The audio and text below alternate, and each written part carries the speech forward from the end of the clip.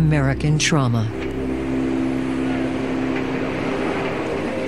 These three catastrophes hang over their respective ground zeros and share more than traumatic impact.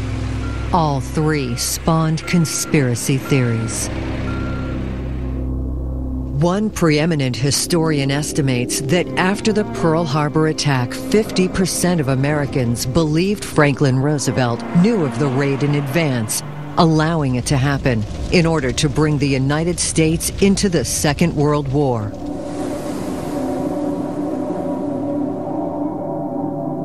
A 2003 Gallup poll showed that 75% of Americans believe that Lee Harvey Oswald did not act alone on November 22, 1963.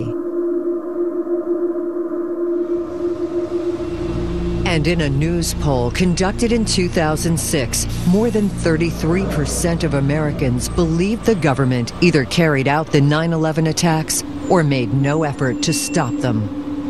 I believe that 9/11 is the culmination of a number of opportunities for a number of very powerful people.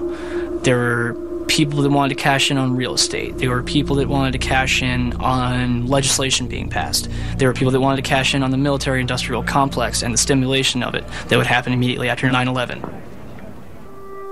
Conspiracy sells because it gives everybody out there a chance to understand what's behind it, what's going on. Not just the facts that the TVs and the newspapers are feeding us, but this big cobble behind us, controlling the scenes, controlling what's actually going on. It's a lot more fun. Adults, like kids, they love to be scared. Conspiracies provide that safe scare. Aha, I'm actually smarter than the government. I know they're lying to me. I've got it all figured out because it really is a conspiracy, trust me. Now, many of the steps that we recommend will help prevent such a disaster from ever happening again. The government timeline of events has been consistent.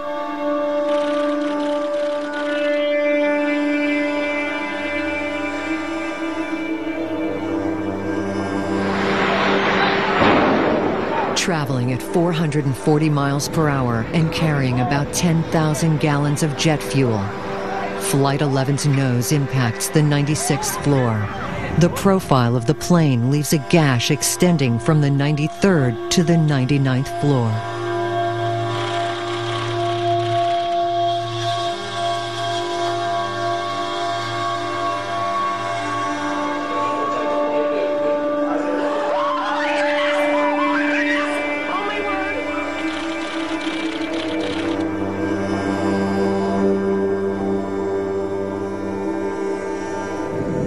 The Pentagon attack kills all 64 people on the plane and 125 people in the building. The FAA continues to track a fourth plane over Ohio, United Flight 93.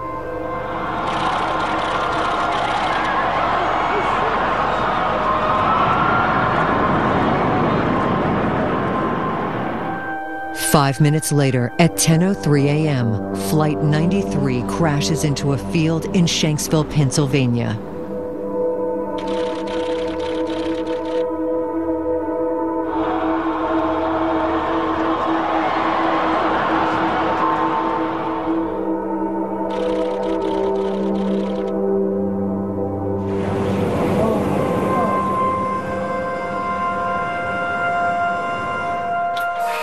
After 3 investigations, the U.S. government concludes 19 hijackers commandeered 4 planes in a terrorist attack that took the lives of 3,000 Americans. Some believe this official version of events is not only inconsistent with reality, it is an impossibility.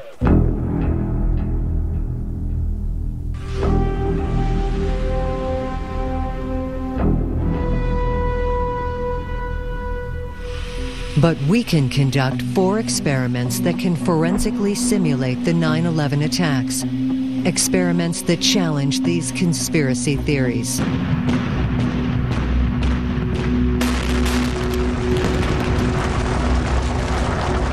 The reality is, this far out, no one has been able to provide a single piece of evidence that those buildings were explosively demolished. And the reason is they weren't.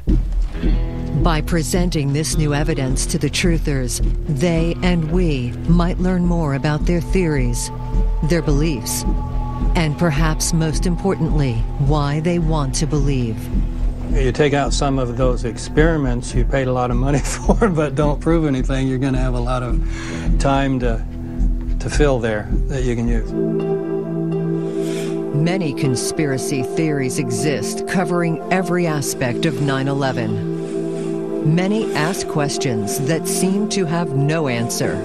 Many point out apparent discrepancies in the official story. Some are based on erroneous data. Others on data that cannot be explained. Of these many theories, 4 persist. One of the central tenets of the official investigation is that the collapse of the Twin Towers was caused by fire, initially fueled by the 19,000 gallons of jet fuel contained in the 2 airliners. The fires burned inside the Twin Towers and softened key columns, causing structural failure that led to the building's collapse.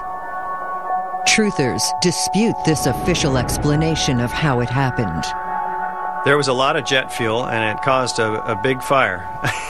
Those fires went out very rapidly. They found no evidence that any of the steel columns had even gotten up to the temperature where they would begin to lose strength.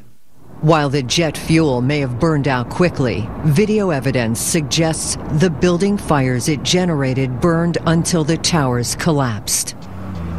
If the government was 100% forthcoming and wanted to squelch any doubt as to what happened, why have they controlled the evidence so strongly?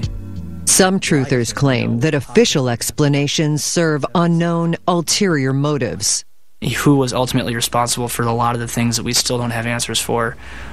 Answers to the questions that have been ignored, obfuscated, blacked out with magic marker. Documents that are still held under national security in an ongoing investigation, even though we apparently already know who did it.